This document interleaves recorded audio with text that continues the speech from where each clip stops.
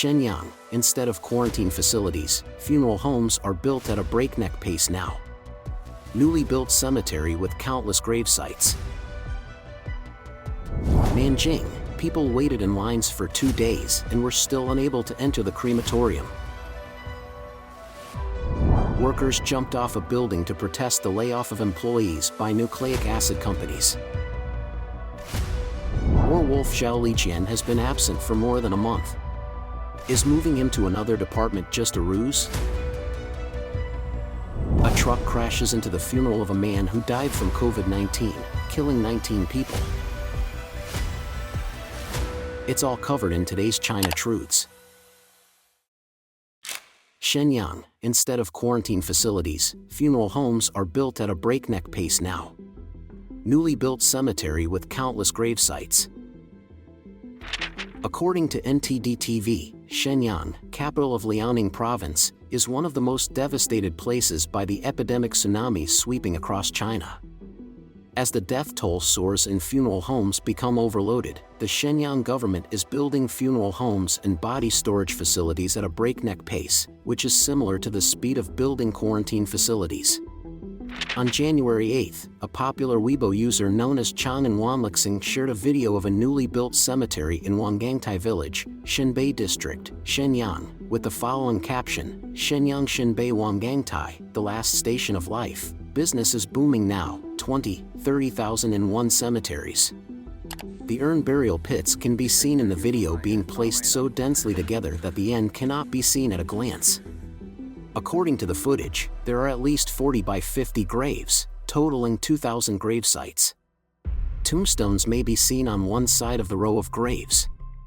On December 30th, Weibo user Liaoning Complaints and Reports shared an article from Shenyang Tushio, stating that Shenyang had invested 41 million yuan to expedite the construction of the funeral home and promptly completed the construction of the crematorium in Xinbei district within a month. The construction speed is equivalent to that of a square cabin hospital, but the difference is that one side is used to save people and the other side is used to cremate people.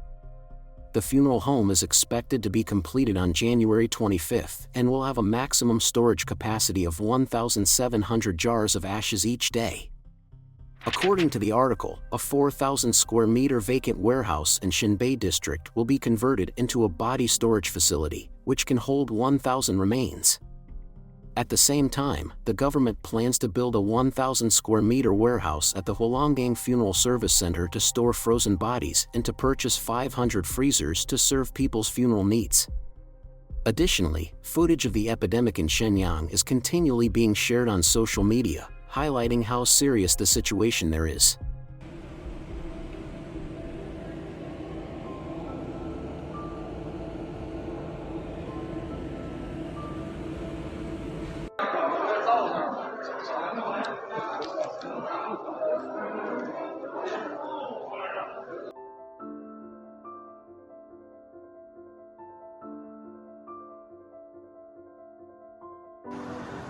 现在是一天100来个，限量50，怕炉子坏了。原来这些都用不了。下一步。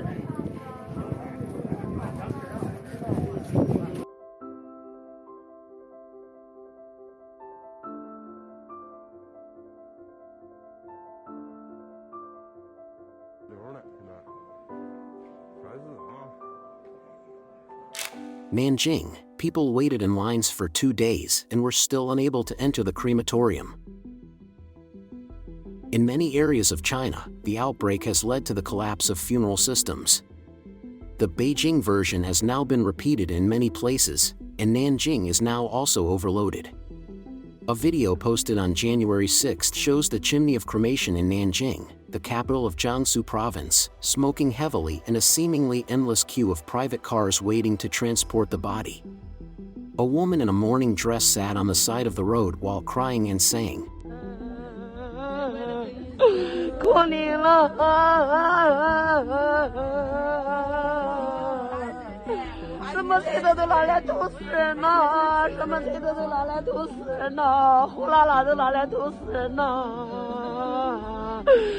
啊，死人在外面待一日，皇上阴灵了，就在车头高头待了一日两日的排队啊。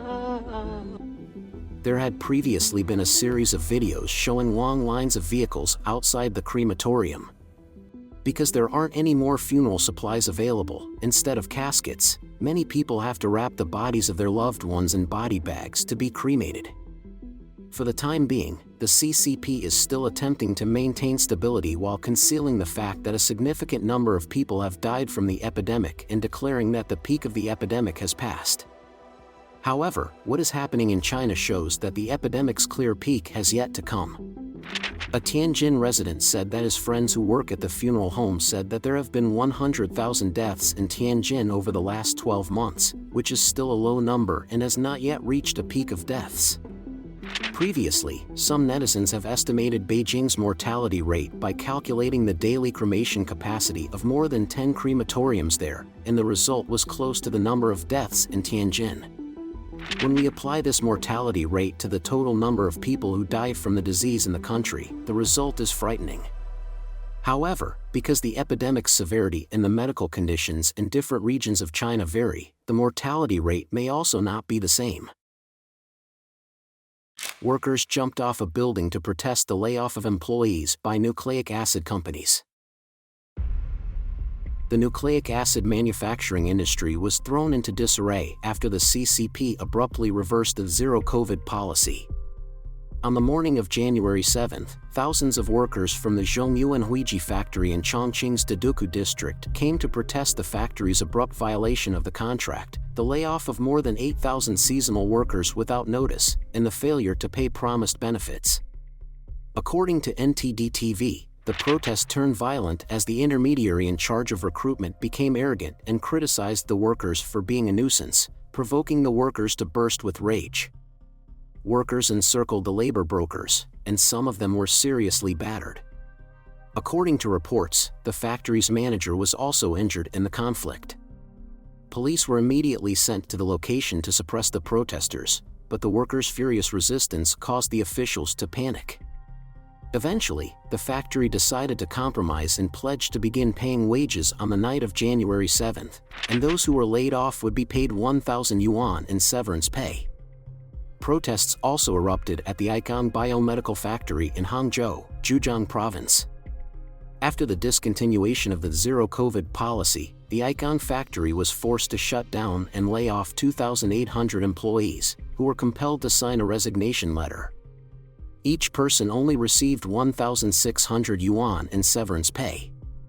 Seasonal workers protested overnight, with some even jumping off the building, demanding the company pay the promised monthly salary of 8,500 yuan, about $1,255.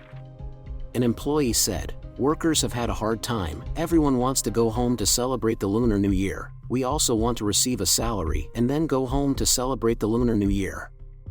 Mr. Wei, a citizen of Hangzhou, said that the nucleic acid testing companies make a lot of money, but I didn't expect that. When the zero-COVID policy ended, the company cut down on its size and the wages weren't paid. Employees will definitely protect their rights. In our country, there are many unexpected risks. Some companies go bankrupt or convert. Now that foreign investment has been withdrawn in large amounts, after 3 years of an epidemic, the need for wages will become increasingly serious. According to NTD-TV, a box of antigen medicine costs 60 yuan, about $8.86, in December of last year. Due to a lack of supplies, the price went up to 8,000 yuan per box, about $1,182. When demand is no longer as high as it was before, the antiviral drug is massively discounted, with the lowest price being less than 2 yuan, about $0.30. Some Twitter users said that China's economy is collapsing and that such unexpected mass events will become more common. Suppression by the CCP can provoke massive uprisings, and if the people are not restrained, they will become more daring to resist the CCP. Warwolf Zhao Lijian has been absent for more than a month. Is moving him to another department just a ruse? Zhao Lijian, the CCP Foreign Ministry's #1 spokesperson for the war wolf, has been absent from daily news briefings for more than a month. His wife had previously written on Weibo on December 19 last year, "I can't buy anti-inflammatory, cold, and fever medicine, it's helpless." This prompted suspicion among netizens and the general public that the spokesman, Zhao Lijian, and his wife were infected with COVID and that he was in a severe condition. On January 9, according to Reuters, Zhao Lijian, former deputy director and spokesperson of the Ministry of Foreign Affairs, was moved to the position of deputy director of the Department of Boundary and Ocean Affairs. On the official website of the Ministry of Foreign Affairs of China, Mr. Zhao's name appeared in the introduction column of the Department of Borders and Oceans, ranking first among the 3 vice ministers. According to reports, Mr. Zhao was demoted this time for his wife's Weibo post complaining about not being able to buy fever-reducing drugs. However, some observers have also suggested that Chinese media outlets reported on Zhao Lijian's job move to purposefully refute the rumors at this sensitive time. The outside world has previously suspected that Mr. Zhao was infected and in critical condition.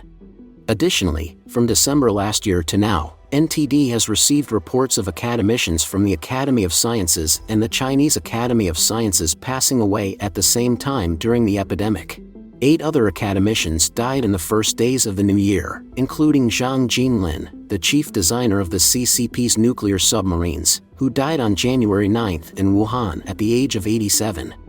Among the dead academicians are Wu Sheng, who specialized in the research and development of missiles and nuclear bombs, Su Wei, a leader in China's fast reactor production, and Gu Shiruan, an expert in rock mechanics and engineering, etc. The departure of a group of top experts is regarded as a significant loss in the CCP's technical field. According to NTD updates, at least 23 academicians died in the second half of 2022 alone. Thus, the total number of CCP academicians who died in 2022 is 60. Although the mainland media did not disclose the exact cause of death, observers believe that such unusually high-density deaths are somewhat related to the epidemic. A truck crashes into the funeral of a man who died from COVID-19, killing 19 people. According to official data from mainland media, 19 people were killed and 20 others were injured in the accident. Mr. Gong, a resident of Taoling Village in Yulin Town, told Jimu News that at around 0 a.m. on January 8, his family and more than 60 relatives were walking on the road of Taoling Village, preparing to board the car to the funeral home to cremate his uncle, who had died from the epidemic. Suddenly, a truck drove through the line of mourners, knocking many people down, and continued until it hit the hearse, which was parked more than 100 meters away. According to Reuters, Mr. Gong's wife was killed in the tragedy. A local witness, Mr. Li, said that the accident site was covered in blood, the vehicle that caused it was wrecked, and there were more than 50 meters of brake tracks on the road. Even the dead body in the casket was thrown out.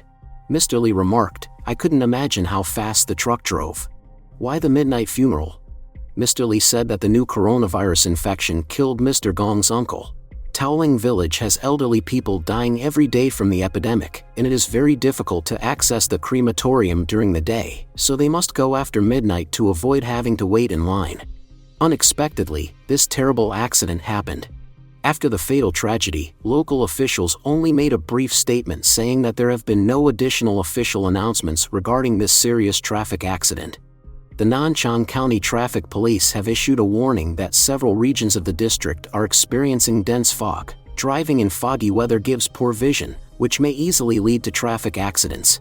Mr. Gong, on the other hand, told Jimu News that there was no fog at the time of the accident, and the cause of it is yet to be identified. Please share your thoughts in the comments section below. We will keep reporting on the COVID surge in China, so don't forget to subscribe to our channel and turn on the notification bell to get the latest videos. And thank you for tuning in.